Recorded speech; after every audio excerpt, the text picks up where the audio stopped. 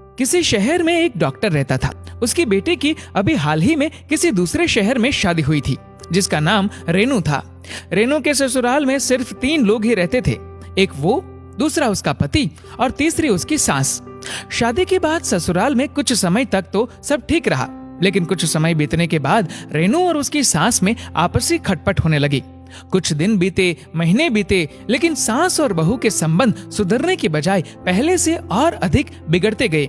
एक दिन दोनों का झगड़ा इतना आगे बढ़ गया कि वे आपस में हाथापाई करने लगे।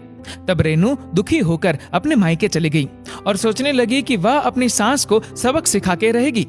अपने मायके आने पर उसने ससुराल की सारी बात अपने माता पिता को बताई कि किस तरह उसकी सास उसके हर काम में कमी निकालती है और उसे ताने मारती है। उसके पिता डॉक्टर थे, तो उन्होंने रेनू को बोला, मेरे पास एक ऐसी दवाई है जिसे अगर तुम अपनी सास को रोजाना खाने में मिलाकर दो तो अगले 6 महीने में तुम्हारी सास गुस्सा करने के बजाय शांत रहना शुरू कर देगी।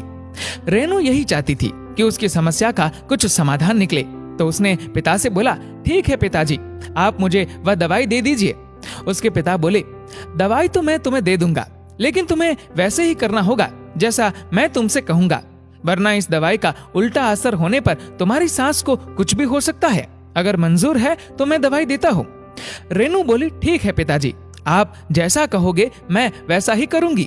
पिता ने रेनू को कुछ पाउडर वाली दवाई दी और बोला, इसे अपनी सास के खाने में चुपके से सुबह शाम मिला लेना और अपनी सास से आज से अच्छे से पेश आना, उनके हर बात को मानना।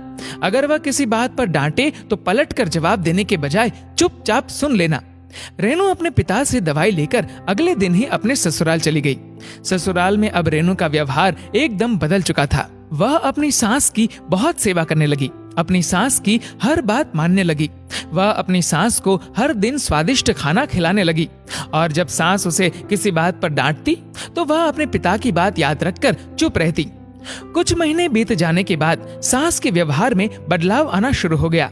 अब वह अपनी बहू की बुराई करने के बजाय उसकी तारीफ करने लगी। वह जहां भी जाती अपनी बहू रेनू के काम और व्यवहार की प्रशंसा करती।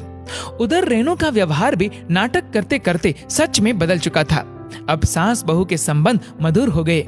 6 महीने बीतने के बाद रेनू अपने मायके गई और अपने पिता को सारी बात बताई और पिता को उनके द्वारा दी गई दवाई के लिए रेनू ने धन्यवाद किया। रेनू की बात सुनकर उसके पिता हंसने लगे और बोले, बेटी, दरअसल बात ऐसी है, ये सब मेरी दवाई से नहीं हुआ। मेरी दवाई तो बस स्वास्थ्य को सही रखने वाला पाउडर था। ये सब बदलाव तुम्हारे दिमाग और नजरिए में बदलाव करने के कारण आया है। ऐसी आज तक कोई दवाई बनी ही नहीं। लेकिन जो भी हो, मैं बहुत खुश हूँ कि तुमने अपनी सास की जो सेवा की और जो प्यार अपनी सास को दिया, उसके कारण तुम दोनों के आपसी संबंध बहुत ही मधुर हो गए हैं। अब अपने ससुराल जाओ और अपने पति व सास के साथ खुशहाली से जीवन बिताओ।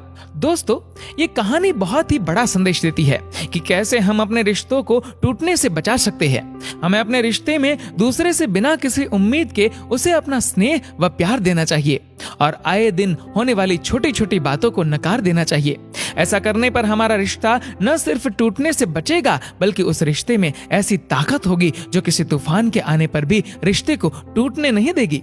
दोस्तों, इस वीडियो को लेकर आपकी क्या राय है, नीचे कमेंट करके जरूर बताएगा। और अगर आपको वीडियो अच्छा लगा हो तो इस वीडियो को लाइक करेगा, शेयर करेगा ज्यादा से ज्यादा लोगों तक।